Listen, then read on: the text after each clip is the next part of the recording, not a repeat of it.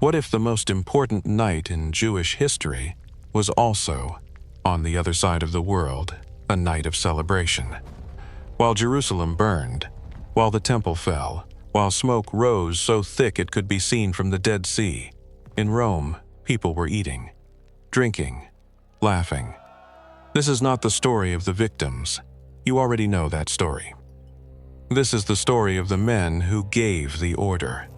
The general who watched an entire civilization collapse and called it victory. The city that cheered. The soldiers who pried the stones apart looking for melted gold.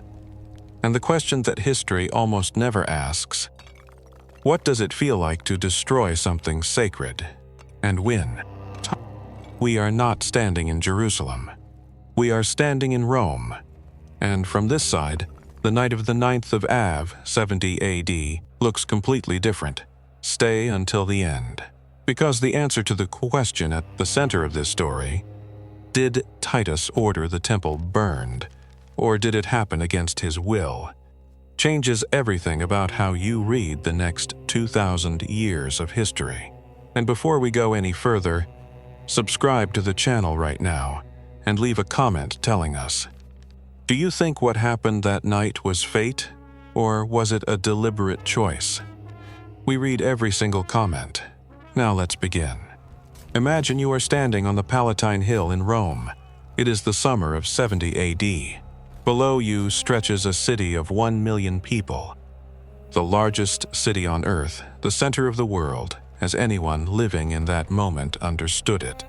The forum hums with lawyers arguing cases, merchants closing deals, slaves carrying loads twice their weight, senators in white togas moving through the crowd with the calm authority of men who have never doubted their own importance.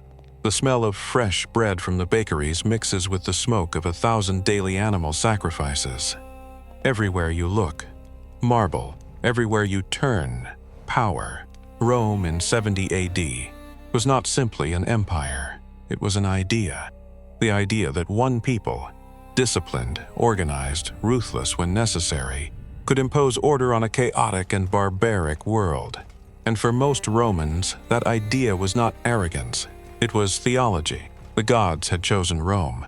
The gods had blessed Rome with conquest after conquest, with armies that never stopped moving west and east and north and south until there was almost nothing left to take. And when Rome crushed its enemies, it was not cruelty, not excess. It was destiny. It was the natural and divine order of things. This is essential to understand before anything else, because the men who destroyed Jerusalem did not lie awake at night haunted by what they had done. They did not think of themselves as destroyers of sacred things. They thought of themselves as the instruments of divine order, imposing necessary discipline on a people who had refused to accept their place in the world. They slept well. They prayed in the morning to their gods. They accepted their military decorations with pride, and then they went back to work. Rome, in the 1st century AD, had a word for peoples who resisted imperial authority: barbarians. The word did not primarily mean uncivilized, though Romans used it that way too. It meant unincorporated, outside the system, refusing the gift of Roman order. Peoples who refused that gift, who chose revolt over submission, who killed Roman soldiers and burned Roman supply lines, were not treated as political opponents with legitimate grievances.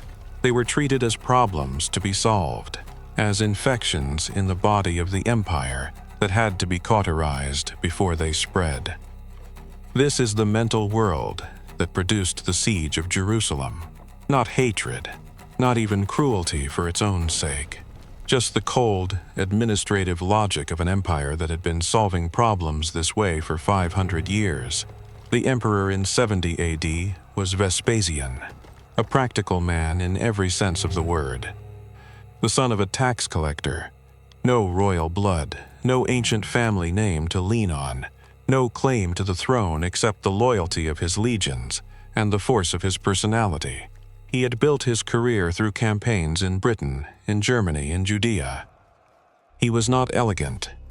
He was not beloved by the Senate the way a man of noble birth might have been. But he was effective, and in the brutal calculus of Roman politics, after the death of Nero, effective was enough. He had a son, and that son was the most important Roman in the world in the summer of 70 AD. Not because of what he had already done, but because of what he was about to do.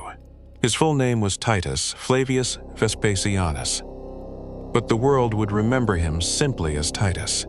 He was 30 years old when the siege of Jerusalem reached its final months. Physically impressive. Tall, strong. The kind of commander that soldiers followed not out of obligation but out of genuine loyalty. The kind that is rarer than military historians usually admit.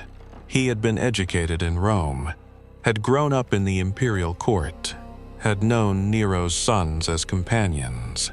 He was charming in the way that men who have always been watched learn to be charming. And he was ambitious in the way that only sons of new emperors can be, carrying the weight of a dynasty that had not yet proven it could last. His father had sent him to finish a war that had started 4 years earlier with an event that shocked Rome to its foundations. A Jewish revolt in Judea had done something that was supposed to be impossible. It had defeated a Roman legion. In 66 AD, Jewish rebels in Judea rose against Roman rule with a ferocity that surprised everyone, including themselves. In the mountain pass of Beth Horon, northwest of Jerusalem, the 12th Legion walked into an ambush and was destroyed. 12,000 soldiers killed or scattered. But worse than the soldiers, the Legion lost its eagle, its standard, the golden symbol of its identity and its honor, the object that every legionary was sworn to die before allowing to fall into enemy hands. When the eagle of the 12th Legion was captured by Jewish rebels in a Judean mountain pass, Rome felt it like a physical blow. Nero sent Vespasian. Vespasian brought Titus, and together, starting in 67 AD, they began a methodical campaign through Galilee and Judea, city by city, fortress by fortress, moving steadily south toward Jerusalem. Patient, inevitable, the way Roman military campaigns were designed to feel. Then Nero died, and everything became complicated. The year 69 AD is known in Roman history as the year of the 4 emperors. Nero's death left a vacuum that 4 different generals tried to fill in the space of 12 months, each deposing or killing the one before him. Rome was tearing itself apart with civil war, while its legions in Judea waited for orders. Vespasian eventually emerged as emperor, left Judea, and returned to Rome to consolidate his power. He left his 30-year-old son in command of the siege of Jerusalem with instructions to finish it. Everything that happened next was Titus's responsibility, his decisions, his name in the history books. He had 60,000 soldiers. He had the engineering capacity of the Roman military, the most sophisticated siege technology in the ancient world. He had time, and he had a city that was, even as he surrounded it, destroying itself, because inside Jerusalem, something had gone catastrophically wrong. Over 1 million people were trapped within the walls, not just Jerusalem's residents, but the pilgrims who had arrived for Passover in the spring and found themselves unable to leave as the Roman siege closed around the city. And among them, not one unified resistance, but 3 separate armed factions at war with each other, as much as with the Romans outside: the Zealots, the Sicarii, the forces led by John of Gischala, each convinced the others were traitors, each burning food, stores the others had built up, each executing men suspected of wanting to negotiate or surrender. From the Roman camp, watching the smoke rising from inside the walls, the smoke of his enemies burning their own supplies, Titus understood that patience was his greatest weapon. A city at war with itself does not need to be defeated. It only needs to be enclosed and waited out. So he enclosed it. The Romans built a circumvallation, a wall of earthworks surrounding the entire city. 4.5 miles of fortifications raised in just 3 days by 60,000 soldiers working through the night in relays.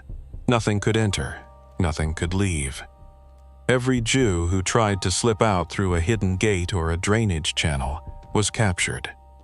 Many were crucified, sometimes 500 in a single day, on crosses positioned deliberately within sight of Jerusalem's walls, so that those still inside could watch what awaited surrender. And still the city held. Still the factions inside fought each other. Still the food ran out and the people starved. The Romans outside the walls were not unaffected by what they were doing. Josephus records conversations between Titus and his officers in which the general himself expressed something that reads like discomfort, or at least the calculation of a man who knows that history will judge him. He sent Josephus to stand before the walls and call to the Jewish defenders in their own language, offering terms of surrender, promising mercy to those who came out. No one came. He reduced the allowance of grain for his own soldiers, not out of shortage, but to force the pace, to make it known to his own men and to those watching from the walls that he was prepared to wait as long as necessary, patience as a weapon, hunger as a siege engine. The Romans understood that the most powerful forces in a prolonged campaign are not ballistae or battering rams. They are time and want and the slow collapse of hope. What followed is recorded by Josephus in language that has never lost its power to disturb. Josephus was a Jewish priest and military commander who had surrendered to Vespasian early in the war, had claimed prophetic powers, had predicted Vespasian's rise to emperor, and had been kept alive as a result. He traveled with the Roman army. He watched the siege of Jerusalem from the Roman side, the city of his birth burning before him, and he wrote down everything. He writes of the starvation inside the walls, reaching a point where people ate leather, boiled sandals, stripped the buckles from their belts, and chewed the leather straps. He writes of the bodies piling in the streets because there were not enough living people to carry the dead to burial. He writes of the faction's leaders walking over corpses to continue fighting each other. And he writes of a woman named Mary from a town east of the Jordan River who had fled to Jerusalem at the beginning of the revolt, believing the holy city's walls would protect her. By the time the final weeks of the siege arrived, she had lost everything. Her possessions confiscated by faction soldiers, her food gone. In a state that Josephus describes carefully, clinically, without flinching, she killed her infant son, cooked him, and ate part of him. When soldiers from one of the factions broke into her home searching for hidden food and smelled what was cooking, Josephus writes that they were struck with horror and went out trembling. They told their commanders. Word spread through the city. Even the Romans, when they heard, were shaken. Men who had spent 5 months carrying out crucifixions, burning villages, watching a city starve. Those men went pale at what hunger had made of a mother inside those walls. And the city still did not fall peacefully. It had to be taken stone by stone. The Antonia Fortress, the great Roman military structure built into the northwest corner of the Temple Mount by Herod the Great, was breached first. Roman soldiers poured through the gap and found themselves standing at the edge of the temple complex. And for the first time in the siege, they could see it clearly. If you have not tried to imagine what Herod's temple actually looked like, take a moment now. The outer walls were made of limestone blocks, some of them weighing 400, 500 tons. Stones so massive that Byzantine builders 1,000 years later would insist they could only have been laid by supernatural power, because no human force could move them. The outer courts covered an area larger than 30 football fields, and the temple itself, the inner sanctuary at the heart of all of it, was plated with gold. Not decorated with gold, plated, so that when the sun rose in the east and its first light struck the temple walls, the reflection was blinding. Travelers approaching Jerusalem in the early morning had to shield their eyes and look away. It looked like a mountain made of light. This was what stood before the Roman soldiers on the morning of the 9th of Av. If you know Jewish history, you feel the weight of that date. The 9th of Av, Tisha B'Av, is the darkest day in the Jewish calendar. On this date, according to the books of Kings and Jeremiah, the first temple had been burned by Nebuchadnezzar of Babylon, 6 centuries earlier, almost to the day. On this date, according to the Talmud, God had decreed that the generation of the Exodus would wander in the desert for 40 years rather than enter the Promised Land. The 9th of Av would accumulate tragedy after tragedy across the following 2,000 years. The expulsion of Jews from England in 1290, the expulsion from Spain in 1492, the beginning of the First World War. Some dates in history seem to carry their own gravity, pulling catastrophe back to them again and again. Whether that is theology or coincidence depends on who you ask. What is not in dispute is what happened on that day in 70 AD. A Roman soldier threw a burning torch through a golden window into the interior of the temple. Josephus says Titus ran forward, shouting for the fire to be extinguished, that he ordered his officers to stop the soldiers, that he himself entered the burning building, waving his arms, commanding, begging, that he wanted the temple preserved. Perhaps as a monument to Roman power, perhaps because he recognized what it meant to the people who held it sacred, perhaps simply because a general who destroys the most beautiful building in the world in a moment of chaos looks like a man who lost control of his own soldiers. But the soldiers did not stop. The fire spread too fast. Within minutes, it had reached the curtains, the cedar beams of the ceiling, the storerooms packed with centuries of offerings, the chambers lined with gold. And that gold, when it melted, it ran down into the joints between the limestone blocks, seeping into every crack, hardening there, which meant that in the days that followed to recover the gold, the soldiers had to pry the stones apart, every block separated from every other block. Not one stone left on another, every one of them thrown down. 40 years earlier, walking with his disciples on the Temple Mount, Jesus had looked at those gleaming stones and said precisely those words, "Every stone thrown down." The disciples had been astonished. How could such a thing be possible? Josephus, who was not a Christian and had no reason to record the fulfillment of a Christian prophecy, records what happened in 70 AD as straightforward military history. The flame was visible from 30 miles away. Across Judea, people saw the sky glow orange in the direction of Jerusalem. Josephus writes that the screaming of those inside the temple complex as it burned could be heard on the hills across the valley. In Rome, the news arrived weeks later by courier, and Rome celebrated. Vespasian declared a public holiday, games, at the Circus Maximus, the great arena that held 250,000 people, the largest entertainment venue in the ancient world. Sacrifices at the Temple of Jupiter on the Capitoline Hill. Jupiter, the king of the gods. Jupiter, who had clearly demonstrated his favor for Rome once again. People poured into the streets. They had not been to Jerusalem. They did not know what the temple was or what it had meant. They knew only that a troublesome province had been subdued and that the gods had blessed Rome with another victory. Titus came home the following year, in 71 AD.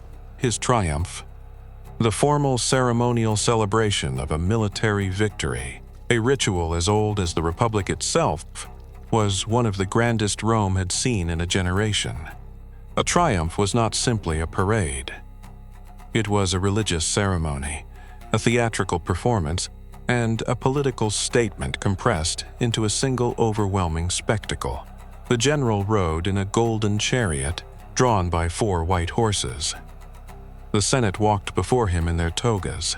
Behind him came his legions, their armor polished to mirror brightness, their standards held high, their sandals marking time on the stone paving of the Sacra Via, the sacred way, the oldest road in Rome, the road that ran through the heart of the Forum toward the Capitoline Hill and the Temple of Jupiter where the procession would end.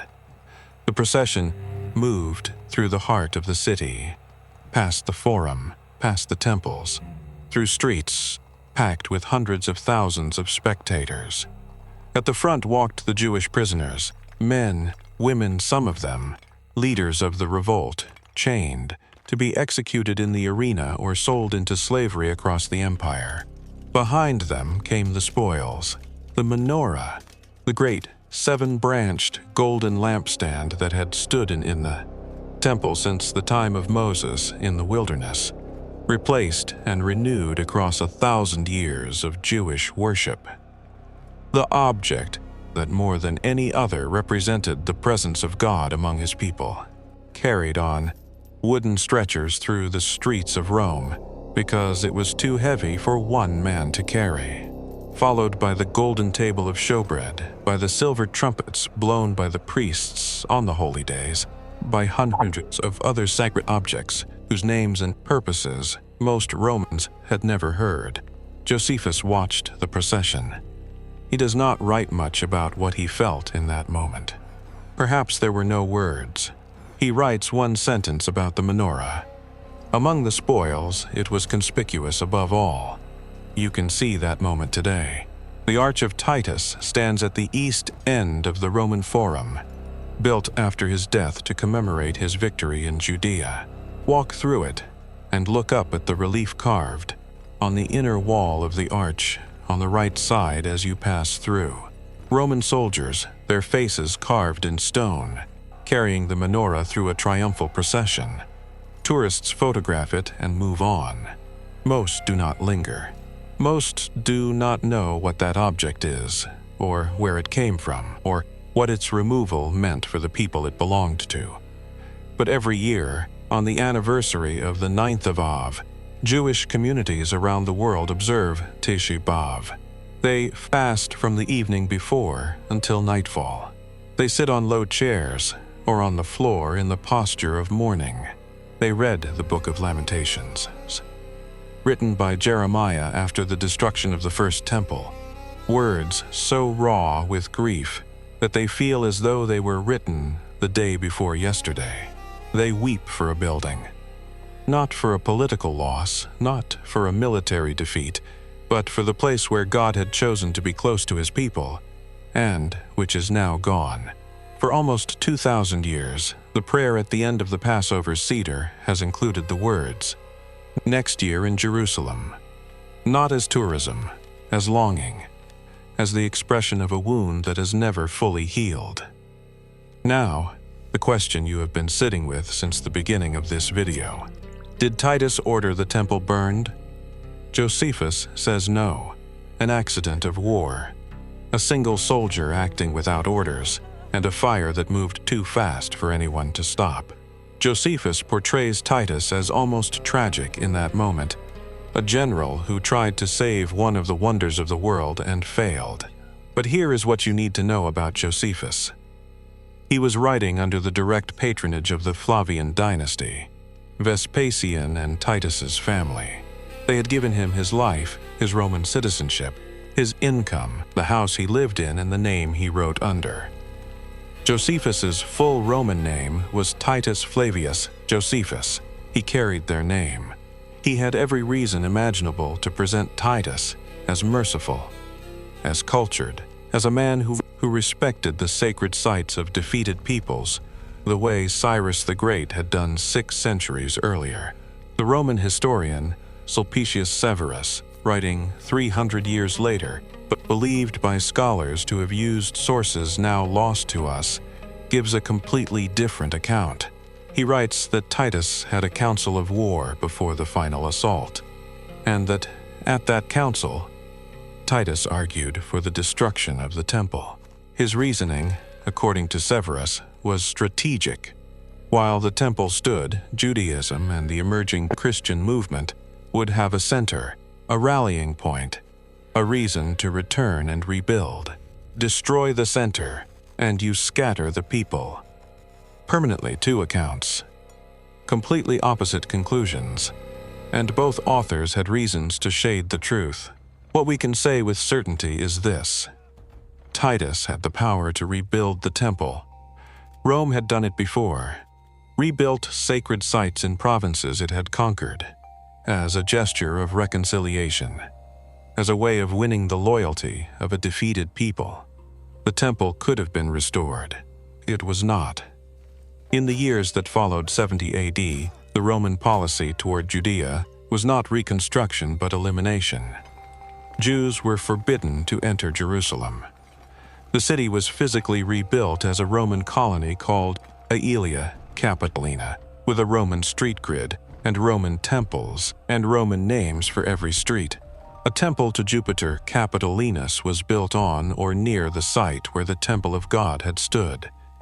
Whether the fire was an accident or an order, the policy that followed it was not an accident. It was a choice. Made in Rome by men who slept well at night, who believed they were instruments of divine order, who looked at the destruction they had made and called it good. On one side of the world, a people lost everything.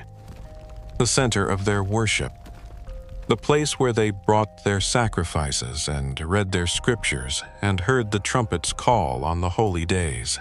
Gone in a single night in a fire started by a soldier whose name no one recorded. On the other side of the world, a city ate and drank and forgot.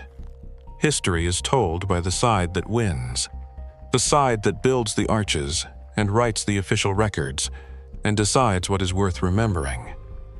The Arch of Titus still stands. The temple does not.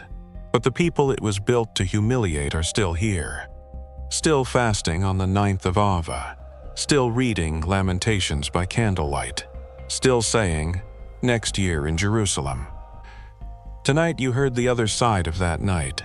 If this video opened something in you, a question, a thread you want to pull, subscribe to this channel right now. The story of that night in 70 AD does not end in 70 AD. The temple's destruction set in motion a chain of prophecy that runs through Daniel, through Revelation, through the words of Jesus himself, and that billions of people believe is still unfolding today. The question of the Third Temple, who is preparing for it, what the ancient texts say must happen before it is built, and what the world looks like on the day it rises. That is the next video on this channel. Leave a comment before you leave. One sentence. What this video made you think, or feel, or question. We read every one, and we will see you in the next one.